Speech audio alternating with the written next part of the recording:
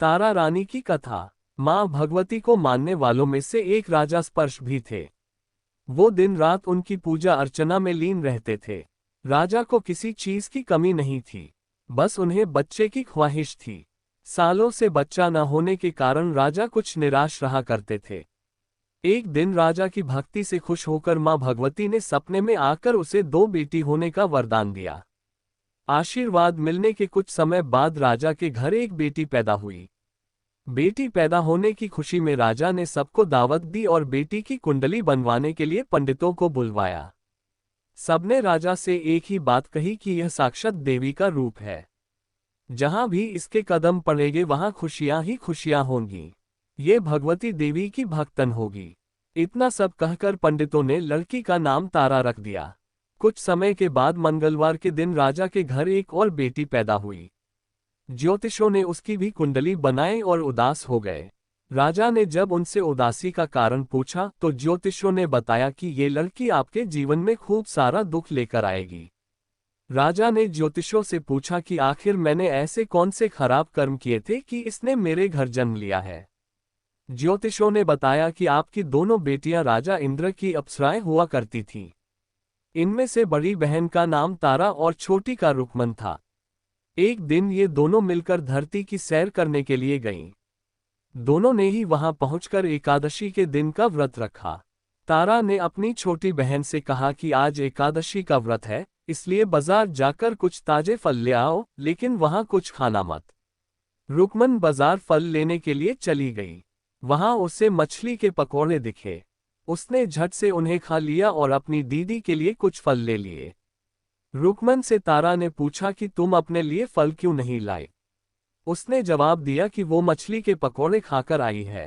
तारा ने गुस्से में कहा कि तुम पापीन हो, एकदशी के दिन तुमने मछली खा ली। ऐसे खराब कर्म के लिए मैं तुम्हें छिपकली बनने का श्राप देती हूँ। अब उसी जंगल में तारा की बहन छिपकली बनकर रहने लगी। वहां एक जाने माने ऋषि गुरु गोरख भी अपने कुछ शिष्यों के साथ रहते थे। उनके शिष्यों में से एक बहुत ही घमंडी था।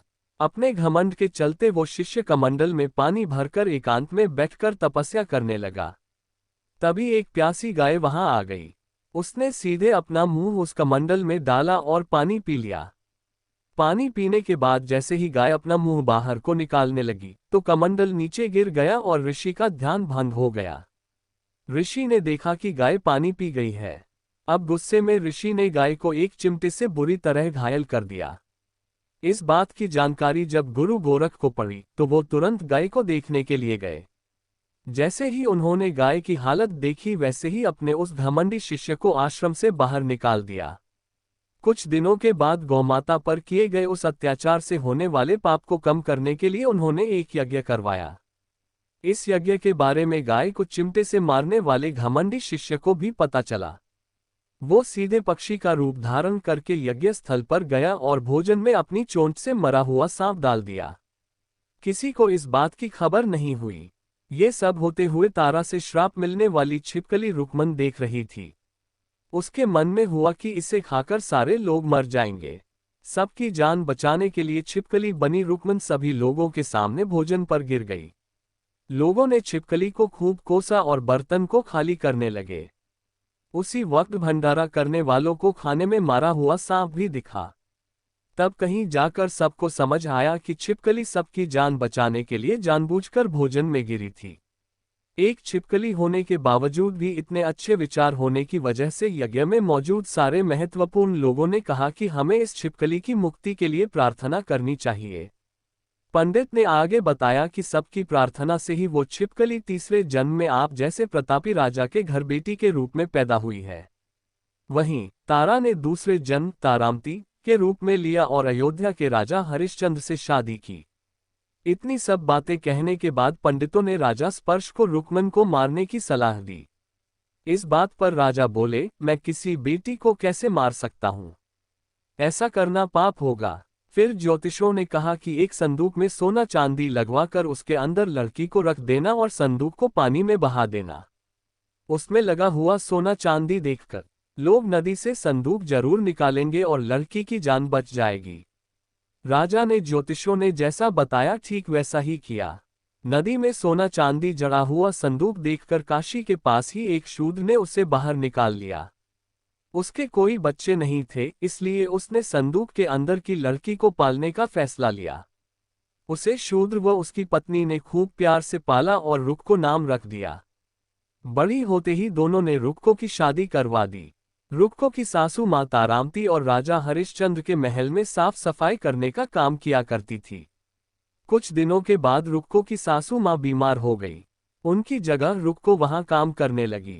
तारामती ने उसे देखा और पुराने जन्म के पुण्य के कारण पहचान लिया और उसे कहा कि तुम मेरे साथ बैठ जाओ। रुक्को ने बोला कि मैं तो शूद्र हूं, इसलिए आपके पास नहीं बैठ सकती। तब तारामती ने उसे बताया कि तुम पूर्व जन्म में मेरी ही बहन थी। तुमने एकादशी के व्रत के दिन मछली खा ली थी और मैंने तुम्हें दंड देते हुए छिपकली बना दिया। अब तुम्हें दोबारा मनुष्य जन्म मिला है, तो इस जन्म में माँ वैष्णो की पूजा करके पुण्य कमा लो। माँ की पूजा से तुम्हारी सारी इच्छाएं भी पूरी होंगी।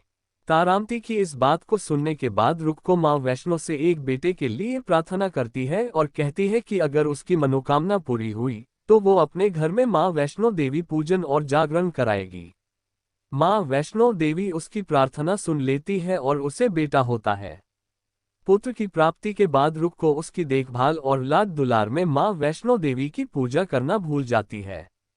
ऐसा होते होते 5 साल बीत गए और फिर एक दिन उस बच्चे को चेचक यानी माता निकल आती है। बच्चे की ऐसी स्थिति देखकर परेशान रुक्को अपने पिछले जन्म की बहन तारामती के घर जाकर उन्हें इस समस्या के बारे में बताती है।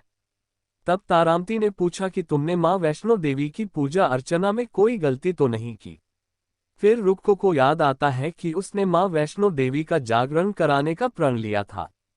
ये बात याद आते ही रुक्को को काफी पछतावा हुआ और मन में माँ से कहा कि बच्चे के ठीक होते ही वो अपने घर में जागरण कराएगी। अगले ही दिन उसका बेटा पूरी तरह ठीक हो जाता है। तभी रुक्को ने माता रानी के मंदिर जाकर पुजारियों को कहा कि मंगलवार के दिन घर में जागरण करवा दीजिए। रुक्को की बात सुनकर पंडित कहते हैं कि तुम यही 5 रुपए दे दो, तुम्हारे लिए हम मंदिर में ही जागरण करा देते हैं। रुक्को कहती है, मुझे पता है कि मैं शूद्र हूं, लेकिन आप मेरे घर आकर ही जागरण करवा दीजिए। माँ किसी तरह का भेदभाव नहीं करती हैं, तो आपको भी नहीं करना चाहिए। इस पर पंडितों ने विचार विमर्श करके कहा कि अगर रानी आपके जागरण में आती है तो हम तुम्हारे घर आकर जागरण करने के लिए तैयार हैं। पंडितों की बातें सुनकर रुक्को अपनी बहन रानी तारामती के पास जाती है और तारामती को सारी बात बताती है। रुक्को की बातें सुनकर तारामती जागरण में जाने के लिए तैयार हो जाती है। इस बात को बताने के लिए रुक्को जब पंडित जी के पास जाती है तब उनके बीच की बातों को सेन नामक नाई सुन लेता है। फिर वह राजा हरिश्चंद्र को जाकर सारी बातें बता देता है। राजा के मन में हुआ कि रानी को नीची जाति वालों के घर जागरण में नहीं जाना चाहिए। इसी वजह से वो अपनी उंगली काट लेते हैं, जिससे उन्हें नींद ना आए और रानी जागरण में न जा सके। जब जागरण का समय होता है तब भी राजा को जागते हुए देखकर रानी मन ही मन माँ वैष्णो देवी से प्रार्थना करती है कि महाराज को नींद आ जाए ताकि मैं जागरण में जा सकूं। रानी की प्रार्थना के कुछ ही देर बाद राजा को नींद आ जाती है। फिर रानी तारामती रोशनदान में रस्सी बांधकर महल से नीचे आकर रुक्को के घर चली जाती है। इसी जल्दबाजी में रास्ते में ही रानी का रेशमी रुमाल और एक पांव का कंगन गिर जाता है। इधर कुछ वक्त बाद राजा हरिश्चंद्र की नींद टूट जाती है। नींद खुलने पर रानी को अपने पास न देखकर राजा उसकी तलाश में निकल जाते हैं। रानी को ढूंढते ढूंढते उन्हें रानी का रुमाल और कंगन मिलता है। रानी की चीजों को अपने साथ लेकर राजा जागरण स्थल पहुंचते हैं और एक जगह चुपचाप बैठकर जागरण सुनने लगते हैं। माँ वैष्णो देवी के जयकारे के साथ जागरण खत्म होता है और सभी को प्रसाद दिया जाता है। तब रानी अपने हिस्से के प्रसाद को झोली में डाल लेती है। रानी के ऐसा करने पर लोग उनसे पूछते हैं कि वो प्रसाद क्यों नहीं खा रही हैं? अगर आप प्रसाद का सेवन नहीं करती हैं तो जागरण में आए लोग भी प्रसाद नहीं खाएंगे। तब रानी बोलती है कि वो प्रसाद राजा के लिए था, अब आप मुझे प्रसाद दीजिए। फिर अपने लिए प्रसाद लेकर रानी सबके सामने उसे खा लेती है। रानी के प्रसाद खाते ही जागरण में मौजूद सभी भक्तों ने भी प्रसाद खाया। उसके बाद रानी महल के लिए निकल जाती है। तभी रास्ते में ही राजा उन्हें रोककर पूछते हैं कि तुमने नीच जाति के घर प्रसाद खाकर खुद को अपवित्र कर लिया है। तुमने मेरे लिए भी प्रसाद रखा है, अब तुम उससे मुझे भी अपवित्र करना चाहती हो। अब मैं तुम्हें अपने महल नहीं लेकर जा सकता। ये बोलते हुए जब राजा रानी की झोली को देखता है, तब उन्हें प्रसाद की जगह गुलाब, चंपा जैसे अनेक फूल और कच्चा चावल व सुपारियां नजर दिखती हैं। इस चमत्कार को देखकर राजा हैरान हो जाते हैं। फिर राजा चुपचाप रानी को अपने साथ लेकर महल पहुंचते हैं। वहां रानी बिना माचिस के ही माता रानी के सामने दीप जलाकर राजा हरिश्चंद्र को और हैरान कर देती है। फिर रानी बोलती है कि माता के दर्शन करने के लिए बहुत बड़ा त्याग करना पड़ता है। इसके लिए आपको अपने बेटे रोहिताश्व की बलि देनी होगी, तभी माँ दुर्गा आपको साक्षात दर्शन देगी। ये सुनकर राजा के मन में माँ के दर्शन की इच्छा होने लगी, जिसके लिए राजा अपने पुत्र की बलि दे देते हैं। बलि देने के बाद माँ दुर्गा शेर पर सवार होकर प्रकट हो जाती है। उन्हें देखकर राजा हरिश्चंद्र काफी खुश हो गए और माँ दुर्गा ने तुरंत राजा के बेटे को दोबारा जिंदा कर दिया। इस चमत्कार को देखकर राजा हरिश्चंद्र खुश हो गए। तभी राजा ने माँ की पूरी विधि से पूजा करके उनसे गलतियों की माफी मांगी।